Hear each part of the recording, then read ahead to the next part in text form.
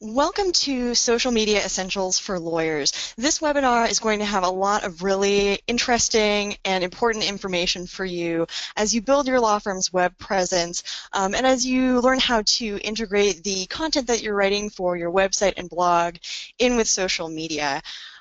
Today, we have two presenters. We have Dan Jaffe, who is an attorney and also the CEO of Lawlytics, and me. I'm Victoria Blute, and I'm the Lawlytics Community Manager.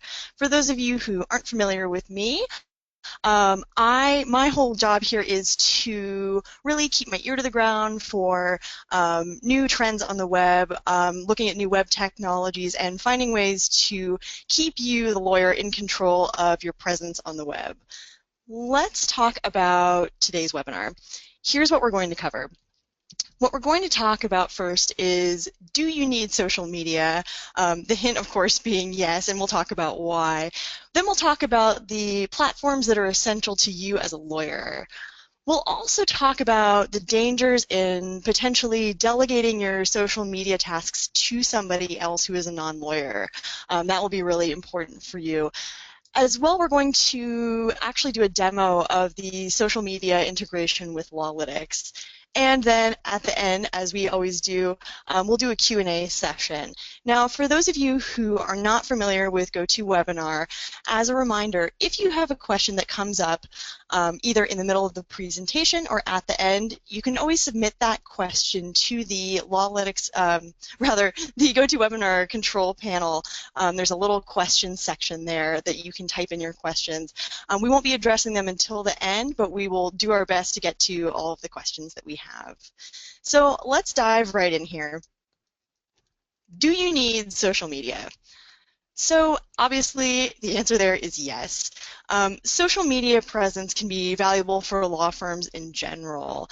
An article that I've recently read in Forbes suggests that employers may be suspicious of those who don't have a Facebook simply because of the normalization of social media presence.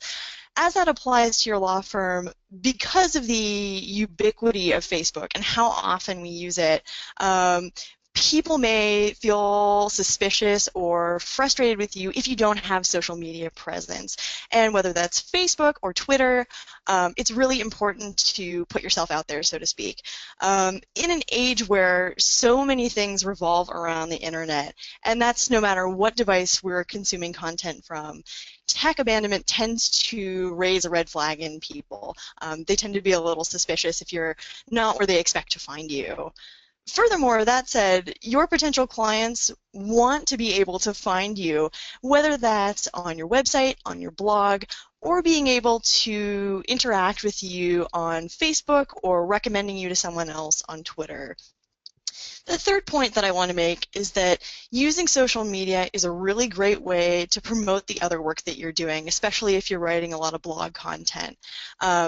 If you're busy writing great content for your law firm's website or blog already, awesome, keep it up. One of the best ways to promote that material when you're done writing it is to let your followers on social media know that it's there. While some potential clients may find you through search engines, promoting your work on social media helps get your work the additional exposure it deserves. So, which social media do you need? Because there are a lot of options out there. And the first point that I want to make is that it's very important to exercise discretion. Just like there are tons of online directories that lawyers can choose from, that doesn't mean that you should indiscriminately fill out profiles everywhere.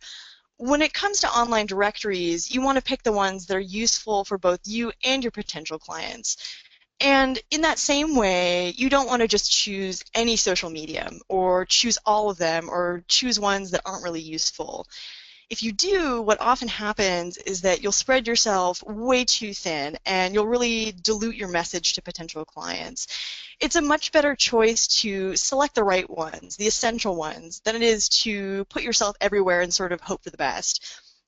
You want to take a strategic approach to these things, whether it's content strategy, whether it's choosing an online directory, or whether it's choosing social media too. And that said, while there are tons of social media sites out there, we're going to limit today's discussion to those that we think are absolutely essential for you if you want to build a strong web presence and to grow it the right way. So first up, no big surprise here, Facebook makes today's list. While the fact that Facebook has over 1 billion users is impressive, what's more interesting and worth harnessing for your law firm is this. So, as I said earlier, social media is an increasingly normal part of our lives, so much so that we want other aspects of our web activity combined with it. Facebook's approach to the news, for example, may reveal something very interesting.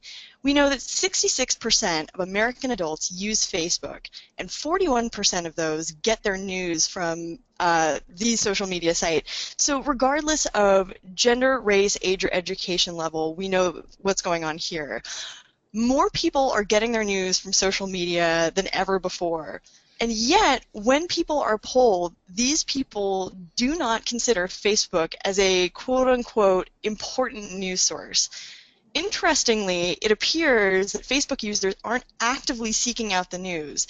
Of those who read news on Facebook, about a fifth say that they think Facebook is a useful place to get news, and 78% say that they stumble upon the news while using Facebook for non-news related reasons. As one participant in this particular Pew Research study put it, quote, "I believe Facebook is a good way to find out news without actually looking for it." Now, if we know that people are getting information from Facebook without actively looking for that information, don't go rushing to get yourself a Facebook business page yet, because here's the problem with Facebook business pages. Nobody looks at them. I'm not kidding. I cannot tell you the number of pages that I've liked out of courtesy or boredom or who knows what else, and that I've never revisited again. And potential clients do that too. At this point, you're probably asking yourself, wait a second, she just told me how important Facebook is, but if I shouldn't make a business page, how should I interact with people? And the answer to that is this: use your personal page. And my listeners, I am sure some of you are grimacing as I say that, as I know a lot of you prefer to keep your personal life separate from what goes on at the office. But the potential client spoils will really go to you if you're willing to make that leap. Clients may not see anything about your business page on the web, but they'll definitely see your personal page in their news feed. And with what we know now about how Facebook users get information when they're not even looking for it, it's going to be an advantage to you as an attorney to post to your personal page. Here's something else that's interesting. Facebook recently made a deal with Google such that Google is now able to index previously unindexable material from Facebook. And what that includes is personal pages that are listed as public posts. So the next time that you write something about your firm on your personal page, if you're willing to make that leap, make it public. You'll end up harnessing not only the power of using your personal page, but you'll extend your reach to search engines too.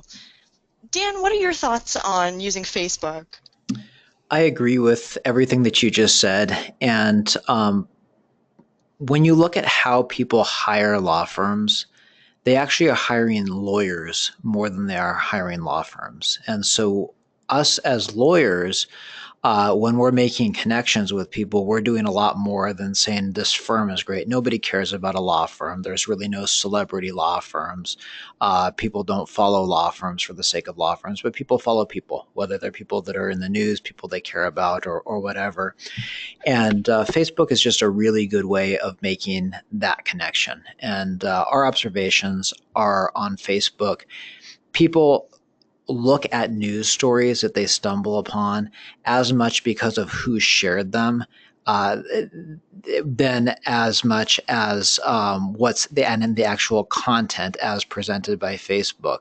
So in other words, I could share something completely interesting objectively, but if you don't care about me, there's less of a chance that you're going to click on it than something that is completely boring or mundane or even redundant that you've already seen before that comes from somebody that you care. And so if you think about Facebook as just another word of mouth way of networking, it's that old reputation thing that used to be very effective for lawyers in small markets, but amplified throughout the whole world. And it makes a lot of sense, because if you're somebody who is sharing a problem with friends on Facebook, that's when they're going to make the recommendation. Hey, I saw somebody who a friend of mine was connected with. She seems to think this person's good. I think this person does personal injury law or divorce law or whatever. So I think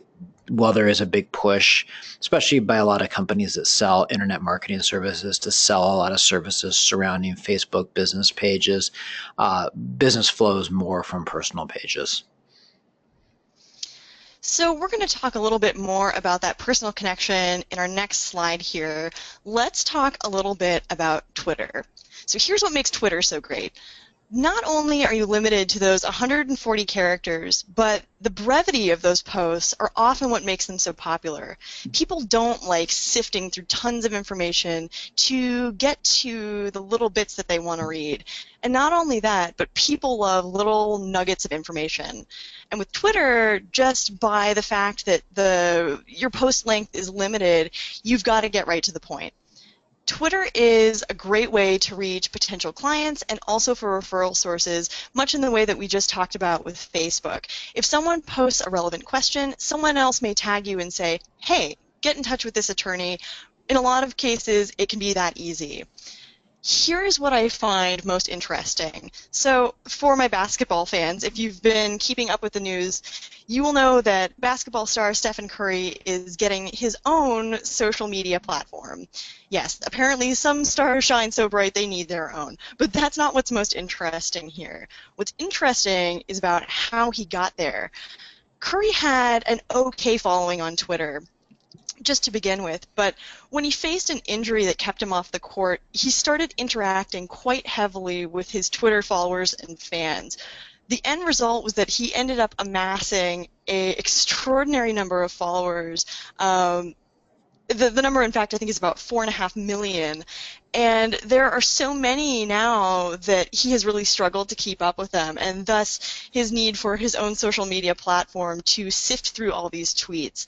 But the lesson here is that the value in using social media, and Twitter among social media sites is quite good for this, is to have real and often real-time discussions with potential clients and referral sources. There's sort of that expression that says people won't care about what you know until they know how much you care. And I think this is a great place to exercise that philosophy. Dan, what are your thoughts on Twitter? Well, I see a lot of misuse of it. I see a lot of services that are being sold around it that don't benefit attorneys. Twitter is a place where vanity metrics can thrive. So, for example, you can go to various marketing companies, and they will talk about building your Twitter following. But some of them, the way that they do it is just to add a bunch of followers, or to follow a bunch of people and see who follows you back.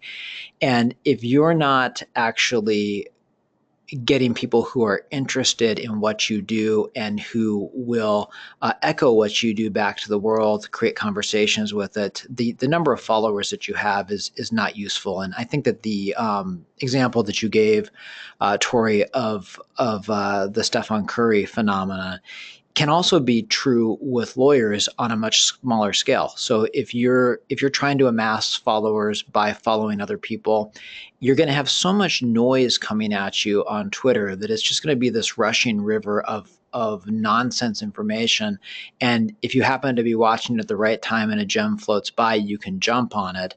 But to use it a little bit more methodically is to maybe use it on a smaller scale. It's really not about how many people you're interacting with, but the influence level of those that you're interacting with. And so more is not necessarily better. Thanks, Dan. For our next slide, we're going to talk a little bit about LinkedIn. So LinkedIn is good in sort of a different way than Facebook and Twitter is, and it's worth talking about. So one benefit of being present on LinkedIn is that it's particularly good for peer-to-peer referrals. A lot of lawyers are on there, and it's a nice place to display your online resume. Here's what I've done, here's what I'm involved with. Additionally, sharing on that particular site is really good for thought leadership because so many lawyers are on there. I often find that I end up connecting with when I post my blog posts on LinkedIn, I end up connecting with a lot of different attorneys around the country who might not have seen my posts elsewhere. So there's really benefit in using LinkedIn. And one point that we've made here at the bottom of each of these slides is that you can use if you're already a Lawlytics member, you're familiar with this, but you can use Lawlytics automatic LinkedIn, Facebook, Twitter announcement feature for your firm's blog posts that make it really, really easy to get the information that needs to be on social media, where it needs to be, and quickly. And Dan, can we talk about that a little bit? Sure. The method and the reason behind the social media integration that the Lawlytics platform offers is that social media can really be a time suck. And if you're spending only so many hours in a day working on your marketing, your time is much better spent creating pieces of content, blog pieces, substantive articles for your website that drive your reputation, that attract visitors, referral sources, and potential clients. And your time is not very well spent just being on social media, especially just to go in and broadcast things on social media. And at the end of this slideshow, we'll give a demo for those of you who are not on Lawlytics, and for those of you who are on Lawlytics that haven't been using the social media integration, we'll just show you in 2 minutes how it works and what it does. But the idea is to always use your time efficiently, and that helps leverage it that way. It's really just a matter of choosing what you do strategically, and with time at a premium, it doesn't make sense to go to each individual destination and post if that's what you would be going there to do.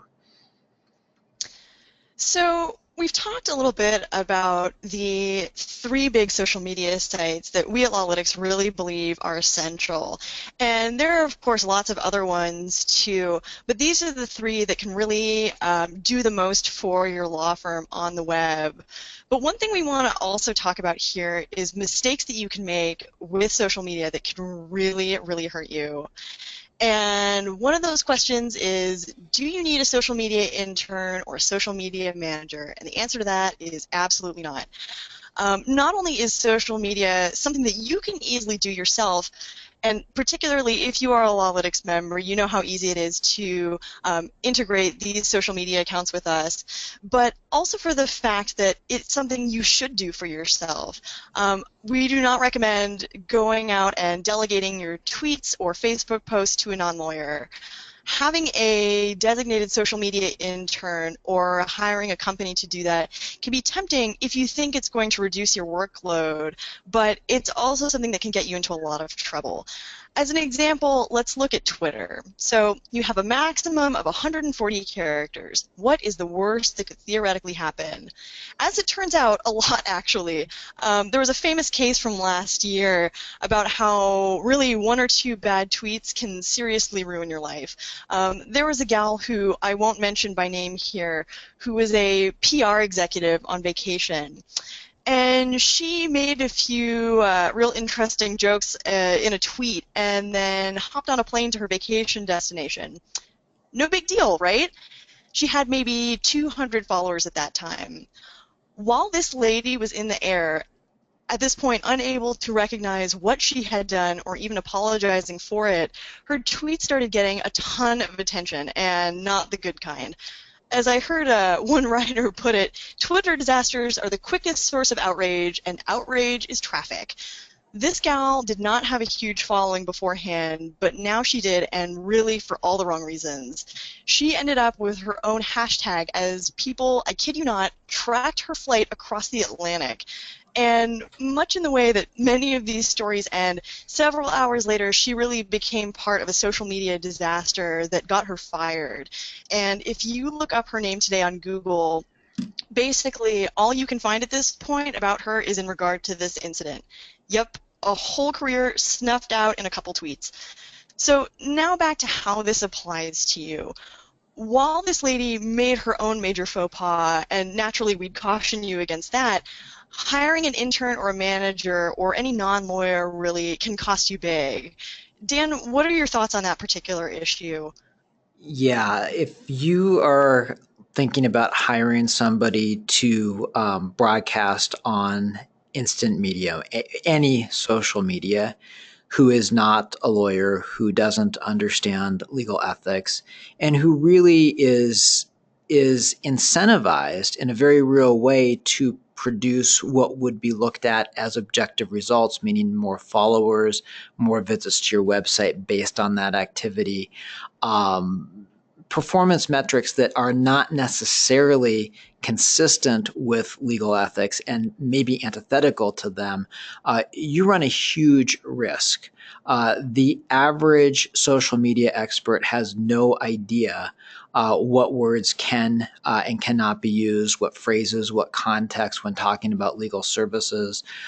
They may not have the access to your case file, to your previous list of clients. There's all kinds of dangers that can, in an instant, an innocent instant, even just retweeting a news story, for example, by somebody who's not in your firm, can cause you all kinds of headaches. And so, if you're not controlling your social media within your firm, or have somebody that absolutely understands all the needs of your firm as well as legal ethics and has very strict parameters on what is within limits and what is not, then the potential upside of having somebody else do social media for you is far outweighed by the very real potential downside of it. It's something that, to get 99.9% of the benefit of social media, if all you're doing is the part that Lawlytics integrates with your blog posts, that's really all you should be doing. And if you're not on Lawlytics, it's just a matter of making announcements, pointing people back to your website with those announcements. Because really what you want is to take people off of an area that is shared by everybody and all kinds of information, meaning social media, to an area where you have them as a captive audience on your website.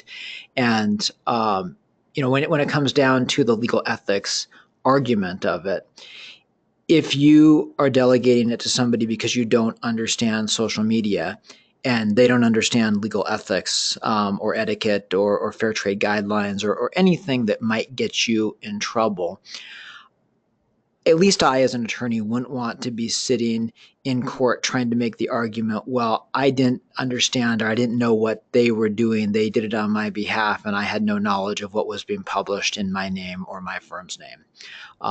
And that's so I think it's really it's a binary decision. Either you do it yourself, or you don't do it at all, because any other way is fraught with danger. With that, Tori, do you have anything to add before we go into the demo? Not other than, now that we've discussed the grim realities of how social media ignorance won't get you out of the penalty box, we can get on to the fun stuff here. Okay, And so that is going to be... give us just a moment here while I figure out my screen sharing.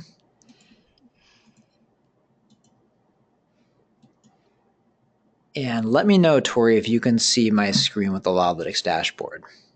I can. Looks like you're in good shape. Great. Okay, so for those of you who are on Lawlytics, this will look very familiar. For those who are not on Lawlytics, this is the Lawlytics dashboard. And what I'm going to do is simply take you through what you would do to announce a blog post on social media. So from the dashboard, you would go to your blogging area, And from the blogging area, you would create a new blog. We won't bother filling this in, but you'd put the title, you'd write your blog, you'd say what topic it is for the Lawlytics network, you'd say which site you want to publish it to if you have more than one site, and then you would just simply click this Announce to Social Media, and it will come up with not just your social media accounts, but anybody in your firm who's given you access to their social media accounts as well. And you simply choose which social media accounts you want it to be announced to. And then you write a brief announcement, and Lawlytics will automatically push those announcements to your social media along with a link back to your website.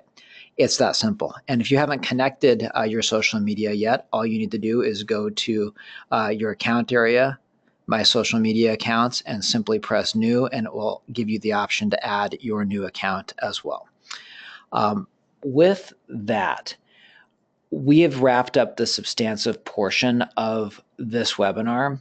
We would like to open it up to questions at this point. If you have questions that you would like to have us answer, please use the questions area of the GoToWebinar control panel.